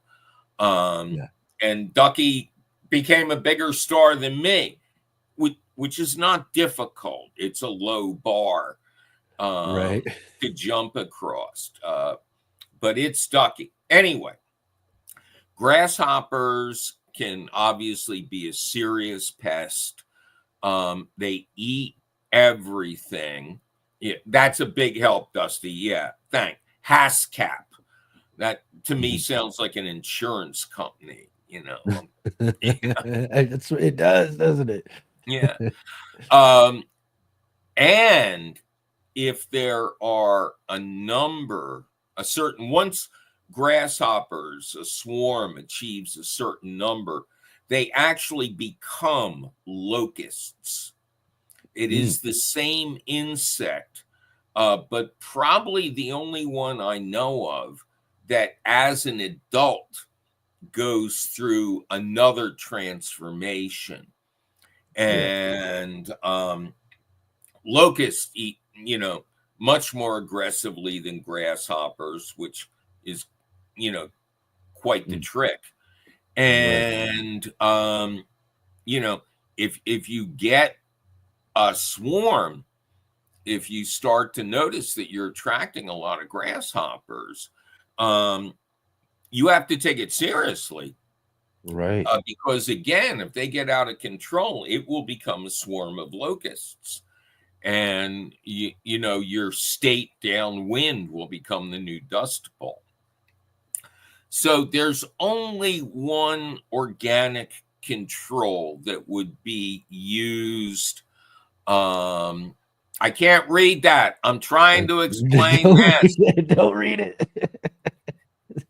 How do you people do this? I know. It's like my kids. They're on their phone. They're playing a video game. They got the TV on. Hey, believe me, yeah. I'm the one who's got to run it all. So I'm talking about all the multiple tasking going on for sure. Yeah. If you historically have problems with grasshoppers, you should seek out a product called Nosema, Nosema. And it is an organism that you spread on your farm and garden very early in the season so that the young grasshoppers, the first molts that emerge, are exposed to it. And it works in a mysterious way. Grasshoppers are not the kind of pest I deal with. Most of the time it's evil squirrels, it's deer, it's slugs, rabbits, raccoons, groundhogs, voles. Grasshoppers tend to be a pest of dry, warm places. And if it's not dry and warm already, they'll turn it into one. So Nosema locustae is the organic product you're looking for. Now, because it's not universally problematic like deer, sometimes Nosema is a little hard to find. But if you have problems, if you know they're going to show up, find a way to get it and spread it. And like somebody just said down there, yes, chickens will eat grasshoppers. The chickens have to be large and aggressive, which only laying hens would be in the spring. You can't take these little chicklets that you get, in your little round conservatory heating thing. The grasshoppers would eat them. But mature, any kind of barnyard fowl, ducks would eat more grasshoppers, I would think. Geese would eat them.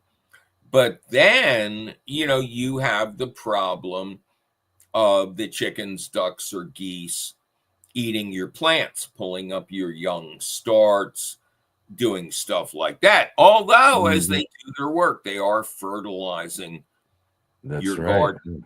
I don't know if you're aware, but this whole since the beginning of the year, I've been talking more and more about backyard chickens. Like, if this is the year, if you're thinking about doing it, this is the year. And it takes me back to the great Elliot Coleman and his chicken tractor, whereby you have this giant movable cage, Yes. and you put your hens out to pasture in a new spot every day, and they eat all the bugs and weed seeds. They fertilize the soil, and Mm-hmm. then you keep them moving on, and they're protected from hawks from above, and they're Yep. protected from foxes down below. So, one thing we've gone into is chickens are not for the timid. I mean, we like to eat chicken. We like eggs. Well, Yeah. so do a lot of mammals. Yeah. And Yeah. they're good at getting them. That's true too. Very true. Let's see here. Serena was saying, would praying mantis kill grasshoppers? Or also, Well, she asked too, what about kale and clay? well, clay sprays smother insects. Mhm.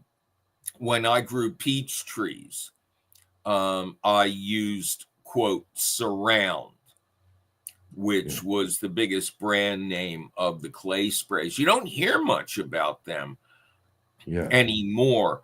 But yes, if you were able to coat grasshoppers, if they were in kind of a congregation that made it easy for you to spray them, I think that actually would be an excellent attempt to control them. It wouldn't make them happy, and it would certainly cut their numbers. Yeah, Which, for sure. there's no 100% in gardening. The biggest question, how do I get rid of weeds forever? Well, you move to Antarctica or the moon or something like that. This is still, despite our best attempts, this is still a lively planet, Yeah. and things want to grow, and nature abhors a vacuum. Before people remove invasive plants, which is huge in my area, there's a large core of gardeners who think they're gardeners and all they do is go out and kill plants because they're on the wrong list. And it's like, well, what are you going to plant in its place? Oh, Yeah. nothing. We're going to allow the native plants to move back in. The native plants are historical, they're archaeological, they're the dinosaurs, they're gone, or the conditions they thrived in don't exist anymore. Early Mm. on, with You Bet Your Garden in Philly on WHYY, Yeah. we got a phone call from a woman who named a local stream that was very important waterway, flowed into the Delaware, and talked about how she had been out, burning and herbiciding and pulling all these invasive plants. I can't remember exactly which variety it was. And I did my thing. Oh, what did you plant in its place? And no, we're going to let native plants recolonize the area. Well, it was pouring rain so hard you could hear it on the roof of the building. And Yeah. we were on the first floor of a 3-story building, and this rain was pounding down, and I could crane my head and look out onto Race Street, and the water was all over the place. And I say, "Oh my God!" I mean, and I just went natural. So my brain shut off and my heart took over. It was like, oh my God, you just caused environmental destruction at an unprecedented level. You just killed hundreds of thousands of fish and amphibians and ruined water quality. You may not have liked those plants. Some guy who thinks that everything needs to be homegrown or home originated may have written a book telling you how evil these plants were, but they were stabilizing that soil bank probably better than anything you could have planted. What makes you think you're smarter than God? Right. That's right. Right. Exactly. Lots of, yeah, exactly. Let's see here. We got another question here before we get moving on today. Everybody, thank you so much for participating in the conversation and your questions today. I really appreciate it. Wes's Lawn Care asks, I have all the parts for my compost tea brewer. Looks like 45 liters a minute pump in a 5-gallon food grade bucket. About to assemble and test it. I also have worm castings. Any tips on what you like to feed?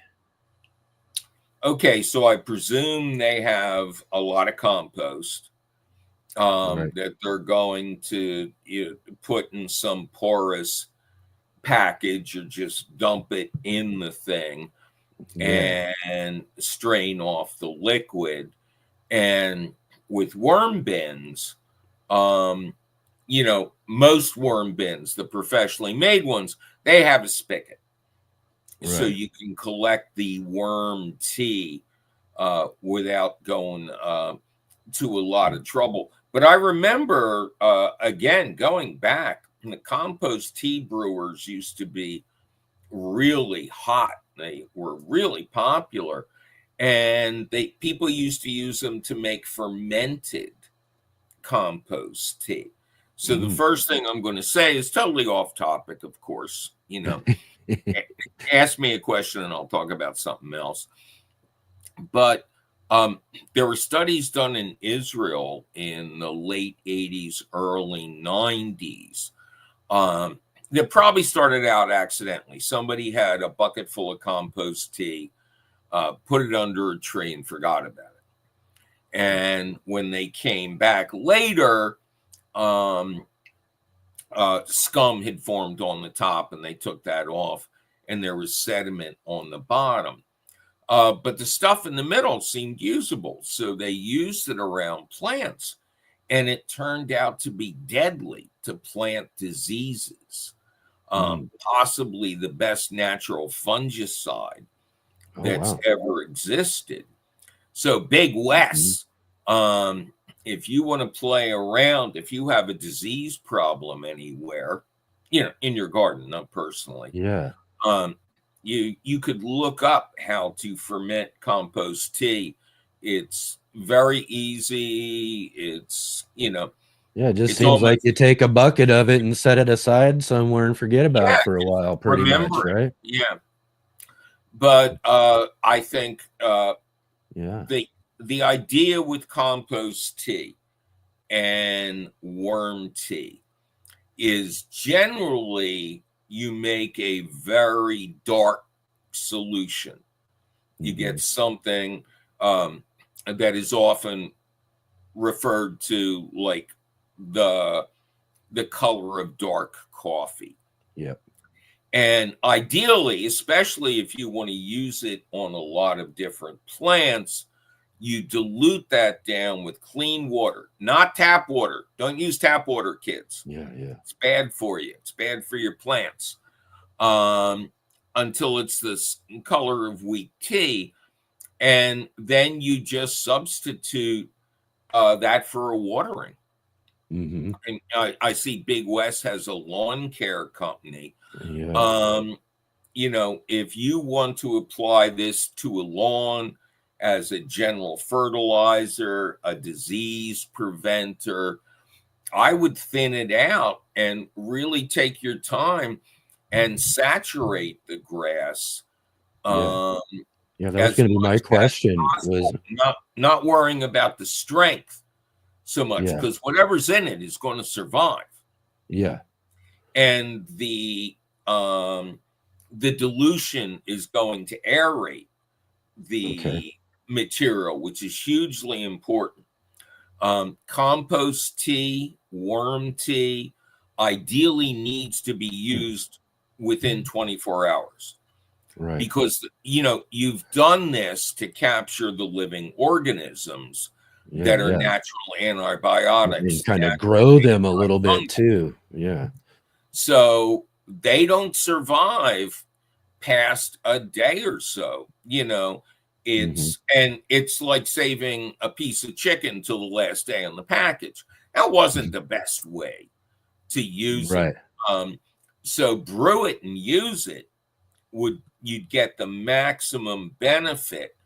But again, right around the same time period, maybe later, people got into this thing with bubblers. They would make it make a bucket of compost tea, and then they would drop in a couple of aquarium bubblers, just the simple fish tank things to provide oxygen. The idea was to keep the organisms in the compost tea alive, but it turned out they multiplied like mad with the added oxygen, and you got super oxygenated compost tea. And anybody who bought a brewer who's going to do this with machinery and stuff, you'd be crazy not to take some of it and bubble it.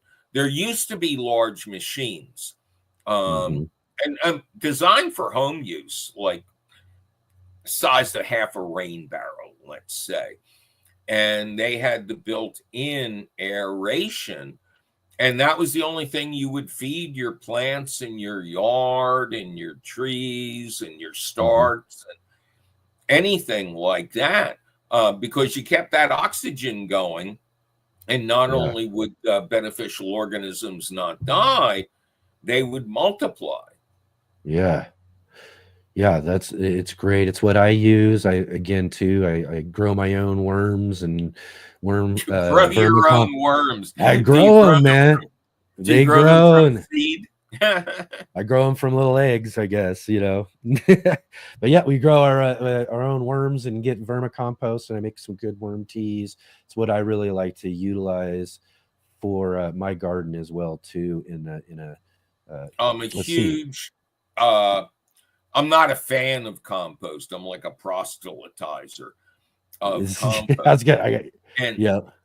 One thing I see as there are more and more of you, not you personally, but people out there talking about gardening, doing these videos and audios and stuff like that. There is too high a percentage that advocate, just throw it all in a pile, and it'll all become compost eventually. No, it will not. If you make a big pile of your kitchen garbage at the end of the season, you will have a big pile of kitchen garbage, and it will not have improved over the summer heat. And boy, will you have flies. So, a lot of people don't want to take the time or the energy or the thought process to make sure they have enough dry brown material to make a proper compost pile. Here in the Northeast, it's so easy. You just collect some of the leaves that, drop down in the fall. Nature knows we're slow. Nature drops the world's greatest fertilizer down at our feet and says, here it is. I've spent the entire summer going deeper into the ground with my roots and photosynthesizing my leaves to make them super nutritious. And here they are. So what do most Americans do? They blow them onto their neighbor's driveway. And then the neighbor comes out and does the same thing to them. So, there's worse things. Here's two guys in the fall with a lot of time on their hands who might otherwise be occupied in more problematic situations. But every leaf blower, just about, especially these days, comes with a reverse setting and a collection bag. So you leave some of the leaves in your wildest areas, but the ones around your house that you got to clean up, or somebody's going to slip and fall and break their shoelaces, you suck those up. The machine shreds them. as they go through. And then you pile these into a wire bin or a black plastic composter or whatever. But you know, and then people, oh, but what do I add? What don't I add? You don't have to add anything. If leaves did not compost naturally, we'd be walking on top of 300 feet of whole leaves. That's right. They will break down. You help them by shredding them. The smaller the particle size, the faster the compost will be made and the higher quality the compost. Especially if you're using them as a mulch for your garden beds, you'll definitely want to shred them versus they must be shredded. Yeah, you don't want to be laying out whole leaves. They'll pancake together. They'll create a barrier to things if you do that. But yeah, you got to shred them up. And again, I just love it. It's such great stuff. And real quick here, I'll just mention this real quick because I want to finish up on the compost tea real quick. Big West was saying that he has water catchment, but I also wanted to ask about using for your house, maybe water filters. There's these, you get those hose line filters and all of that. What do you think of those for your compost tea? Well, there's kind of two kinds of water.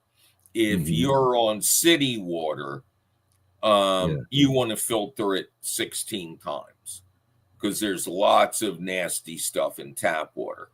But if you're on a well, really, all you have to do is, as the water comes into your house, run it through a basic sediment filter, just not even charcoal, just like a bunch of hankies, to stop the big stuff from coming in and clogging up your system. And then it is vitally important to run it through a UV light system. Because if you are on well water, it's also septic in your neighborhood. And you never know when you're going to have a deluge or your neighbor is not going to have a pump out in time. And there's no warning with that. But if you just filter out the sediment and then run it through a UV light, you're pretty much good to go, especially talking about plant water. In with city water, I feel sorry for people who don't get a lot of rain. But if you're on city water, then rain barrels make a ton of sense. Capture every drop of that natural water you can and use as much of it as you can. And something you may not think about, put your water tank up high, because if it's low to the ground, you can't get the water out. You don't have any pressure. Get the pressure. That's right. Exactly. But yeah, before I would drink it, I would have what I already described, and a reverse osmosis system under my sink to make it good drinking water. But rainwater is God's fertilizer. Come on. Yeah. If you got the opportunity to collect that and do that. Again, I'm also one of those areas I got to get as much as I can when I can. There'll be a certain point when we don't see rain for, until fall comes back around. So, we get in one of those dry areas. Rain is something you really want to be able to capture and get as much of it as you can to use. Again, like you said, for your compost teas and all that. I did want to show you this, though. I have this. Oh, the classic. Seeing how we were talking about compost, this was one of my first compost books I got when I was getting into composting and learning about composting and everything like that. Mike McGrath's book on compost here from You Bet Your Garden. And this, I'm sure there's other ones besides compost, though, right? Oh, yeah. I have a book called You Bet Your Tomatoes.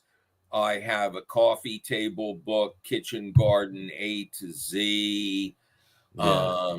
Probably have some others. The compost book is that's the one that I'm happiest with. I have not changed my mind about. By the way, I noticed somebody on your staff finally turned my brightness down. And now I'm Right. like a floating head in a horror movie. That's right. So Really, kids? something changed there, right? Yeah. Sun get behind a cloud or something. But But yeah, anyways, yeah. I have gotten the best feedback from people unilaterally who say, I tried to make compost, I tried to follow this guy's system, it never worked, and then I did what you said. Yeah. And it's fabulous. And it is. Compost is easy. Yeah. Comedy is hard, kids. Yeah, But and again, too, I was composting- saying this book is easy, and it's easy to read, easy to understand. It's not full of a bunch of other extra stuff. Oh, it's and got all some of that. my best jokes in it too. Yeah, exactly. And that's How and that's- many other compost books have 3 paragraphs about Aquaman? Now, come on. You're just not going to find that out there. I know, exactly. Just for that alone, this book is worth it. Oh, yeah. And it's out of print, but you can find used copies on Amazon and Abe and other used book sites. And, you know, look around. I mean, because some people want like $60 for a copy, but you can generally find a beat up one for like 10 or 20 bucks. Yeah, you have to get them to republish that, or maybe if I had the energy. One reason it never got republished is that was published by Sterling, and they got out of gardening. Okay. They went into different topics, whereby You Bet Your Tomatoes has gone through a gazillion printings and editions, and that remains in print at your favorite bookstore if it's still there. Yeah, exactly. Right on, Mike. Thank you so much again for hanging out and talking with us today. There's still so much more that I wrote down a bunch of stuff I wanted to talk about because, again, you know, I really enjoy your show. I enjoy your personality. You're a fun. I knew that talking with you was going to be a fun time. So I'm really glad that you took your time this Saturday to hang out with us. Yeah, I don't know if it was you or you have a producer or something, but one of the emails asking me to come on said, "Oh, and if there's anything special you want to talk about." Yeah. And I had to laugh because just wind the key in my back and you'll have trouble getting me stopped. Yeah. I loved that response. That was wonderful. I was like, oh, okay. Then I knew for sure at this point, but I'd already listened. I was like, I know this guy's going to be. But I know why you say that. I've had guests on the show who give 1 or 2 word answers. And, and then you're dying. Suddenly, what should take 20 minutes feels like crawling across the Sahara for days, you know. And it's why I prep up a bunch of stuff and think about and to talk and all that sort of stuff. And your guest is great and just bringing it to the show when you can't get to most of the things that you're talking about because you end up talking about all this other stuff because there's just such great energy in the conversation. Yeah, you have to funnel this show to a baseball YouTube channel as well. Yeah, I know. I get to that would be like what I would be doing if it wasn't gardening. It would be baseball of some sort again too. It's either that or Star Wars. I say those are the 3 favorite things I have in the world is gardening, baseball, and Star Wars. Excellent, Mike. Thank you again for being here with us today. I really appreciate you taking your time here. And again, like I said, there's so much more to get to. I'm going to have to invite you back on sometime and have some more conversations about some more gardening topics and all of that sort of stuff because, just a wealth of knowledge and a wealth of fun to just talk about gardening with. So again, thank you, Mike, for being here. I'd be happy to come back anytime. I don't have to get up early in the morning and just get to sit and talk. It's a piece of cake. Don't ask me for plumbing help anymore. Yeah, it's a nice afternoon gig for you, right? Yeah. Perfect. Excellent, Mike. Thanks again. We'll see you again, hopefully soon on the show. I had a wonderful time having you here. Thank you so much. Thank you. Excellent. All right.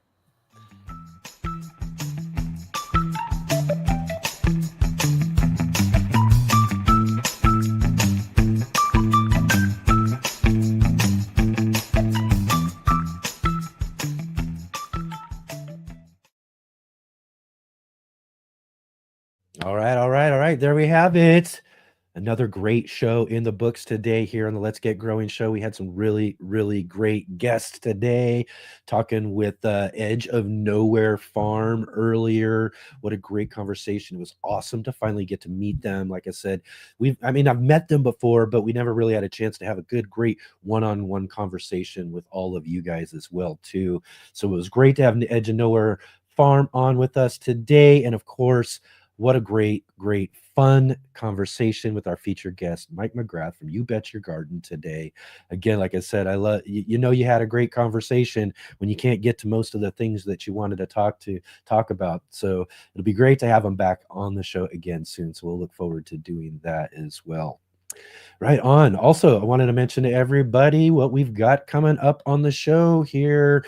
Again, like I said, we are here every Saturday and Sunday, 11 a.m. Pacific time, 2 p.m. Eastern, right here on the Urban Gardener channel. And this next week on the show, we've got another great, great show for you. I'm looking forward to this conversation as well, too. We're inviting back our good friend, Jason Williams from the Cloud Gardener UK. I'm really, really excited about this conversation as well, too. He went on a really cool, like, worldwide tour that that he got a great grant for, to go and check out urban gardening and how municipalities and cities utilize green spaces and all of that. So we're gonna have a great conversation with him about that, as well as we have joining with us Audrey's Little Farm. Audrey will be back with us. This time she was on talking about her spring garden summit a few weeks back, but we're gonna have her back on for the Are You Following Me segment, so that we can talk all about what she has growing on her channel, Audrey's Little Farm. And of course, again, too, we are here for our Sunday edition. The Sunday edition of the show tomorrow, again, 11 a.m. Pacific, 2 p.m. Eastern. We've got our good friends from the Garden Party joining with us. We've got Destin from the Texas Garden Guy, Desiree from Gardening with Des, and Phil from Phil's Figs joining with us for our Garden Roundtable tomorrow, talking with the Garden Party podcast. That's going to be a fun conversation as well, too. Be sure to come and join with us next Sunday as well, too. Next Sunday, like I mentioned before, we're doing a little switcheroo. We usually do on the second Sunday our Q&A with our good friend Scott Wilson from the Gardener Scott channel, but we're going to switch that around to the third Sunday. And on the third Sunday, we usually do our monthly gardening book club. But like I said, we're switching it around because that'll work out well for our monthly gardening book club co-host, our good friend Mark Roche Colbert. And we are featuring Gardener Scott's new book anyway, so we'll have him for 2 weeks in a row, which is cool because he's going to be taking May off for the second Sunday too. So we'll have him for 2 weeks in a row. We'll feature his book, Growing in Raised Bed Gardens, and then we'll have him for the Q&A on the third Sunday of the month. So just a little switcheroo on our Sunday show, and yeah, lots and lots of fun things growing on here on the Let's Get Growing show. So definitely be sure to come and mark those reminders on our live page and all that, so you won't miss out on those shows. And also, too, before we head out today, hit that like button, click the thumbs up, as well as the subscribe button and the bell notification to be notified of all of our upcoming videos and live streams. Share with all of your garden friends out there and let them know about the Let's Get Growing show. And definitely be sure to follow all those links to our guests right down in the description there. Go check them out. Go and find one of their more recent posts or videos or something, and let them know that you saw them here on the Let's Get Growing show.